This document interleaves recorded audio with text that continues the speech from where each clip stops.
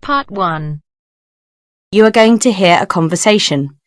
First, you have some time to look at questions 1 to 7.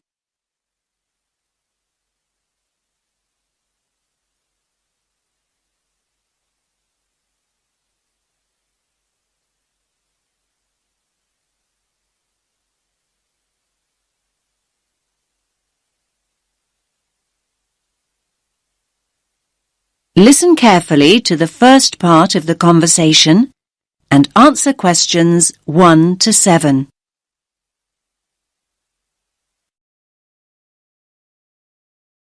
Rita speaking. What should I do for you? Oh, hi. I'd like to order some stationery. Could I know your name? Jackson Paris. Right. Can I just confirm your account number and the name of your company, Jackson? Sure. The number is 692411. 692411. Right. And you're from Rainbow Computer? No, the company is Rainbow Communications. Oh, okay. I'll just fix that on the system. Communications. And what would you like to order, Jackson?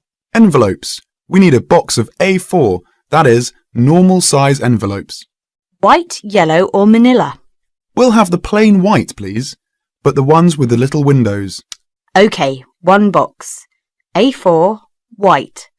Just one box, was it? On second thoughts, make those 2 boxes. We go through heaps of envelopes. As a matter of interest, are they made from recycled paper? No, you can't get white recycled paper. The recycled ones are grey, and they're more expensive actually. Right, we'll stick to white then. Something else, Jackson? Yes, we need some coloured photocopy paper. What colours do you have? We've got purple, light blue, blue, light green, whatever you want pretty much. There are 500 sheets on the pack. Let me see. We're going to need a lot of blue paper for our new price lists. So can you give us 10 packs, please? Make sure it's the light blue, though. 10 packs of the light blue. Anything else that we can help you with? Let me think. What else do we need? I'm sure there was something else. Pens, paper clips, fax paper, computer supplies, office furniture. Oh, yes. We need floppy disks. Do you have those nice coloured ones? Yes, but they're a bit more expensive than the black ones. That's all right. I'm not paying anyway. Right, floppy disks. What about diaries next year? We've got them in stock already, and it's a good idea to order early. No, I think we're all right for diaries, but something we do need is one of those big wall calendars. You know, one that shows the whole year at a glance. Do you stock those? We certainly do. OK, can you include a wall calendar then, with the other stuff? Just make sure it's got the whole year on the one side. Sure. Now you have some time to look at questions 8 to 10.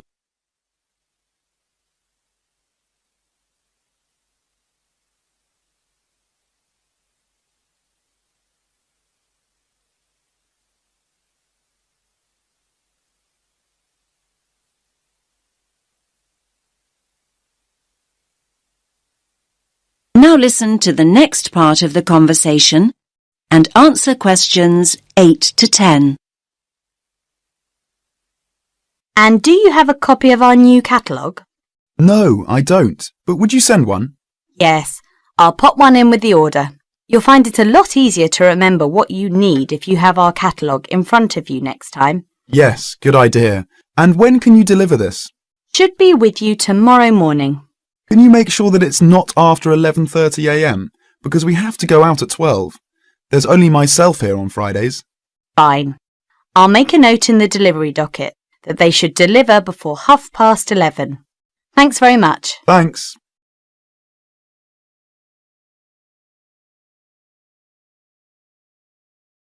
That is the end of part 1.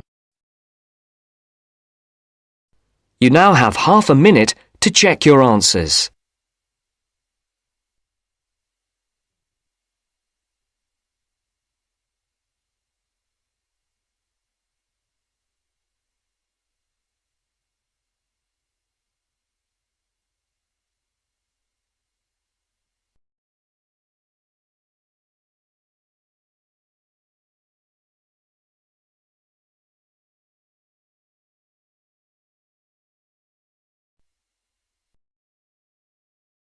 Now turns to Part 2.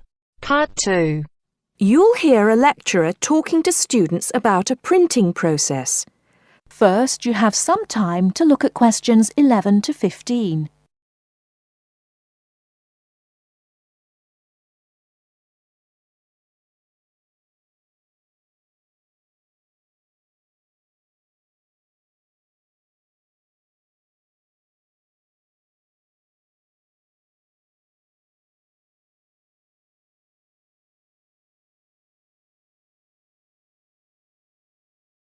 Now, listen carefully and answer questions 11 to 15. As I've made clear in earlier lectures, many different solutions have been proposed to the basic technological problem of getting meaningful marks onto paper. In other words, several different forms of printing have developed over the years, many of which are still in use today for different purposes. This week, I'd like to discuss the rotogravure process. This is one of the most widely used printing processes, and after describing how the process works, I'll be describing some of its industrial uses and the advantages and disadvantages of this form of printing. As the name implies, rotogravure is a form of printing in which large cylindrical pieces of metal rotate, while the paper to be printed passes between them. The paper is held in place against the printing surface by the impression roller. The weight of this roller is one of the factors that affect how much ink is actually transferred to the paper. Remember that this roller does not directly transfer ink onto the paper. The side in contact with the impression roller remains blank, and it's the other side of the paper which is actually the printed side. The impression roller presses the paper against the ink-bearing roller, generally known as the gravure cylinder.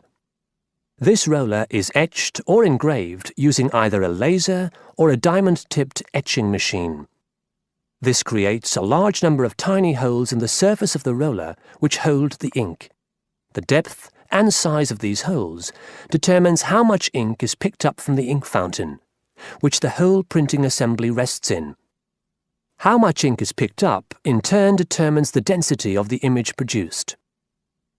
As it rotates, the lower roller picks up more ink on its surface than is required, and this needs to be removed before contact with the paper. A flat edge, called the doctor blade, scrapes against the surface and removes all ink which is not in one of the holes on the surface of the lower roller. This should lead to a clean image. Before you hear the rest of the talk, you have some time to look at questions 16 to 20.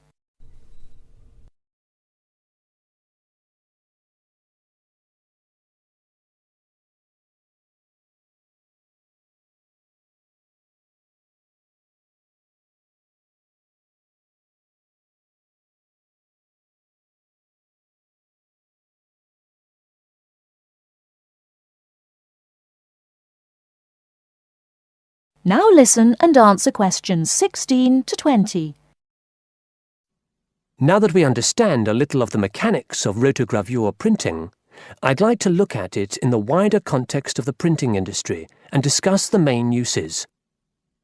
One of the main advantages of the rotogravure process is that the amount of ink which can be transferred to the paper is high compared to other printing methods. This means that a broad density range can be produced.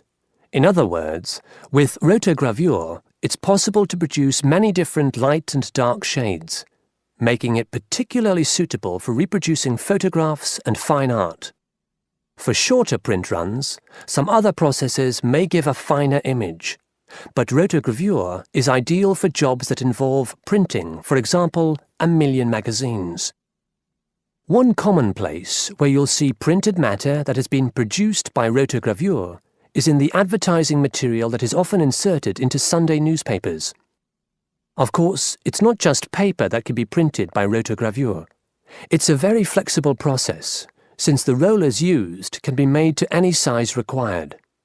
Whether it's consumer packaging or large rolls of floor covering that need to be printed, rotogravure is a relatively cheap, quick method that is used in a variety of industries. This isn't to say that rotogravure is without its disadvantages. Probably the main drawback is the fact that, with large areas of colour, the dots are visible, even without using any kind of magnifying aid. Now, does anyone have any questions about the rotogravure process? That is the end of part 2. You now have half a minute to check your answers.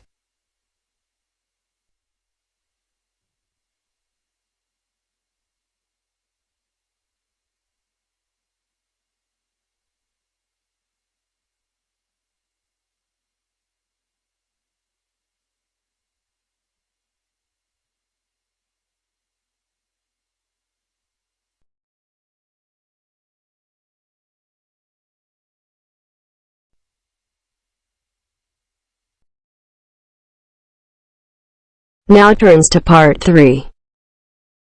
Part 3. First, you have some time to look at questions 21 to 26.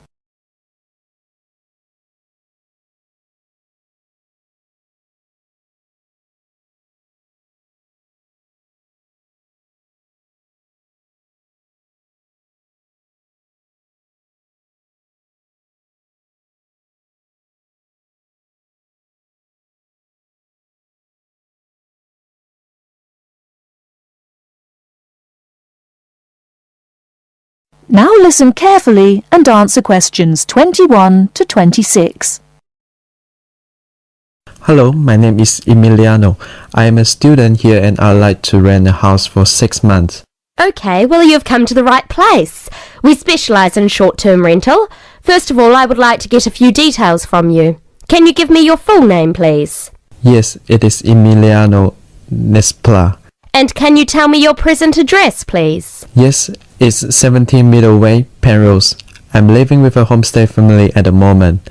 That's great. Now, do you have any identification with you? Oh, and we will need a reference from someone who knows you here. Maybe your homestay family. Yes, okay. Here's my passport and a card from my language school. My referees can be Mrs. Alice Thompson. She's my homestay mother and she wouldn't mind, I'm sure. You can contact her at the same address as me, of course. OK. If we need to contact you, should we leave a message with your homestay? No, you can speak to me directly. My cell phone number is 021 548 3534. Great. Now, do you have a bank account? You will need to pay your rent by direct debit. You know, it will come out of your account automatically every month. Okay, I don't have my bank account details with me now, but I can get them and bring them back later today. That's fine. Now, can you tell me what kind of house you are looking for? Do you want to rent by yourself? No, I'm looking for a 3-bedroom house. I want to rent with my 2 friends. I will bring them in to see you later today. OK. And what areas are you interested in renting in? Well, here's a map. Can you see my school? I don't have a car, so I need to take some kind of public transport to school and I don't want to travel for more than 30 minutes each way. Do you think you have anything which is suitable? Yes, we do. Here is a list of available properties. I'll highlight the ones that could be of interest to you. Look at the map and go and have a look at the houses with your friends. Do you have a friend with a car? Yes, I do. Good. So go and look outside the houses. It will give you an idea of what the area is like. But remember, don't go into the garden or knock on the door. If you want to go in and have a look, let me know and we can arrange an appointment. Okay, can you give me an idea of price? Yes. If you look at the list, you can see the weekly rent written next to the house address. Oh yes, I can see it now. Do I need to pay anything else? Yes, you need to pay a deposit which you will get back when you move out, and you have to pay a non-refundable agent fee which is equivalent to 1 week's rent. You will have to pay your bills when they come in every month too, of course. Okay, well, thank you very much for your help. What time should I come back with my friends and my bank details? How about 2:30 this afternoon? That sounds good. Thank you for your help. I'll see you later. Thanks for coming in. Goodbye.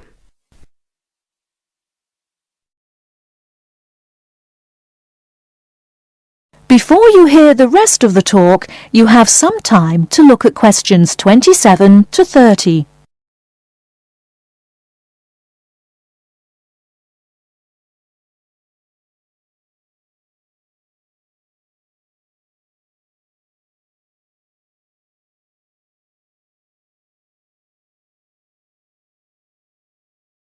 Now listen and answer questions 27 to 30.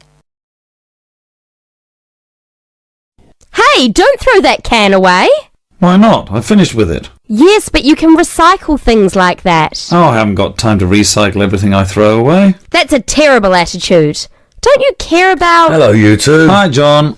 What are you arguing about? Oh, Sam says he doesn't have time to recycle. What do you think? Well, I agree that it can be difficult sometimes. Do you always recycle everything then, Mary? Yes, I think everyone should. I mean, look at the state of the planet. If we don't all start making an effort now, it could be too late. Well, one of the reasons I don't recycle as often as I should is that I don't really know where to go. There are no recycling facilities near me. Well, I know I said I haven't got time, but actually there is a bottle bank near the supermarket just up the road. So I suppose there are limited local facilities. So you can do your recycling outside the supermarket? Yes, but like I said, only limited. It's only a bottle bank. Well, I don't have a car, so it's very difficult for me, but I still do it. Sometimes a friend comes over and we take our recycling together, but not very often. So if your facilities are limited, then mine are very limited. Well, I suppose if we go to all that trouble, I might make more of an effort. Good. If it was up to me, I'd encourage more people to recycle. How? Well, how about some kind of incentive? A reward for anyone who makes an effort to recycle? That's a good idea. But if you think everyone should recycle, then why not penalise those who don't recycle instead of giving something to people that do? If there was a fine for anyone caught throwing recyclable materials in the rubbish, people would take more notice. Well, now you're going too far. Do you really want anyone going through your rubbish just to check if you're following the rules? No, I don't think fines are a good idea. Well, I think we should be doing something. Anyway, I have to go. I've got my social science class next. See you later. Yeah, see you later. Bye.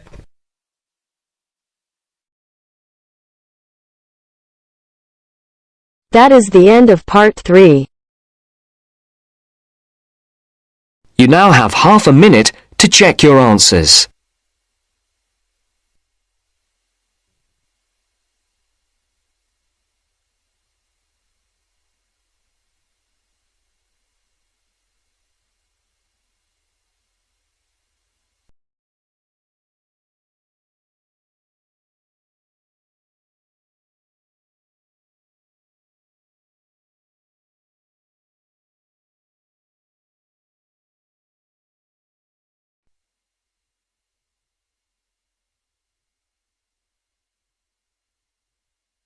Now turns to part 4.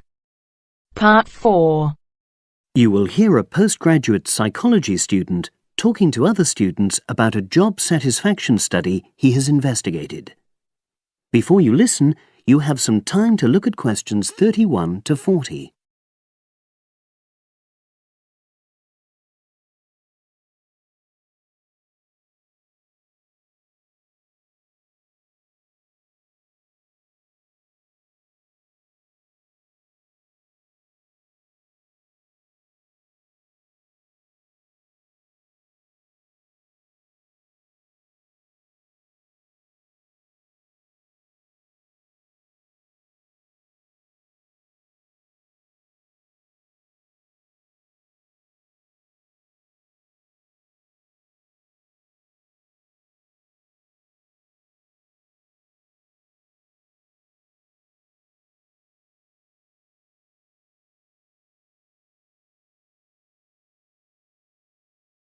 Now listen and answer questions 31 to 40. Good morning, everyone. For my presentation today, I'm going to report on an assignment that I did recently. My brief was to analyze the methods used in a small study about job satisfaction and then to make recommendations for future studies of a similar kind. The study that I looked at had investigated the relationship between differences in gender and differences in working hours and levels of job satisfaction amongst workers. For this purpose, employees at a call center had been asked to complete a questionnaire about their work. I'll summarize the findings of that study briefly now. First of all, female full-time workers reported slightly higher levels of job satisfaction than male full-time workers. Secondly, female part-time workers reported slightly higher levels of satisfaction than female full-time ones did. On the other hand, male part-time workers experienced slightly less job satisfaction than male full-time workers. But although these results seemed interesting and capable of being explained, perhaps the most important thing to mention here is that in statistical terms, they were inconclusive. Personally, I was surprised that the findings hadn't been more definite, because I would have expected to find that men and women, as well as full and part-time workers, would experience different levels of satisfaction. So I then looked more carefully at the methodology employed by the researchers to see where there may have been problems. This is what I found. First of all, the size of the sample was probably too small. The overall total of workers who took part in the survey was 223, which sounds quite a lot, but they had to be divided up into subgroups. Also, the numbers in the different subgroups were unequal. For example, there were 154 workers in the full-time group, but only 69 in the part-time group. And amongst this part-time group, only 10 were male, compared to 59 who were female. Secondly, although quite a large number of people had been asked to take part in the survey, the response was disappointingly low. A lot of them just ignored the invitation. And workers who did respond may have differed in important respects from those who didn't. Thirdly, as the questionnaires had been posted to the call center for distribution, the researchers had had very limited control over the conditions in which participants completed them. For instance, their responses to questions may have been influenced by the views of their colleagues. All these problems may have biased the results. In the last part of my assignment, I made recommendations for a similar study, attempting to remove the problems that I've just mentioned. Firstly, a much larger sample should be targeted, and care should be taken to ensure that equal numbers of both genders and both full and part-time workers are surveyed. Secondly, the researchers should ensure that they are present to administer the questionnaires to the workers themselves. And should they require the workers to complete the questionnaire under supervised conditions so that the possibility of influence from other colleagues is eliminated. Finally, as workers may be unwilling to provide details of their job satisfaction when they are on work premises, it's important that the researchers reassure them that their responses will remain confidential, and also that they have the right to withdraw from the study at any time if they want to. By taking measures like these, the reliability of the responses to the questionnaires is likely to be increased, and any comparisons that are made are likely to be more valid. So, that was a summary of my assignment. Does anyone have any questions? That is the end of part 4. You now have half a minute to check your answers.